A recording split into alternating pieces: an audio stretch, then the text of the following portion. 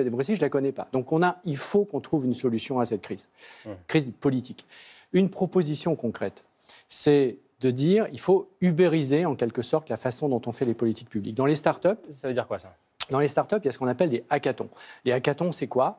C'est, vous dites, il y a un problème, on met des développeurs informatiques ensemble et on dit tous ensemble, l'intelligence collective de ces développeurs informatiques va résoudre le problème, que individuellement, chacun d'entre eux n'arrive pas à résoudre.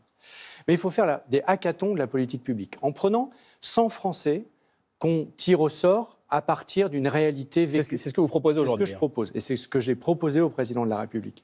On prend 100 Français qui sont dans les Gilets jaunes ou pas, peu importe, mais qui sont à 10 km de Tarbes, de Bar-le-Duc, de Rodez, de Vierzon, de Quimper, et qui ne peuvent pas faire autrement, malgré leur volonté, leur bonne volonté, que de prendre la voiture individuelle parce qu'il faut passer à la crèche, il faut passer à la boulangerie, après il faut aller au boulot, etc. Et qu'on ne peut pas faire. C'est leur mode de vie qui est comme ça. Et c'est le mode de vie, c'est l'étalement urbain, c'est plein de sujets structurants sur lesquels on pourrait revenir, mais là, il y a urgence.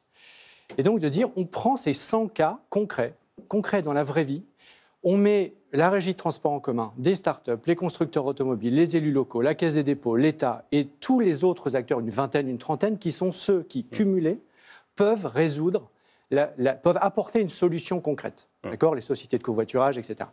Parce que si, en mettant ces 20-30 acteurs concrets, qui sont des offreurs de solutions, on n'y arrive pas, alors il n'y a aucune chance que Emmanuel Macron tout seul ou un autre acteur tout seul, le maire, le conseil régional, le député, y arrive. Et ça permet de changer totalement la façon dont on fait les politiques publiques parce qu'on part du vécu, on part du quotidien. François Ruffin.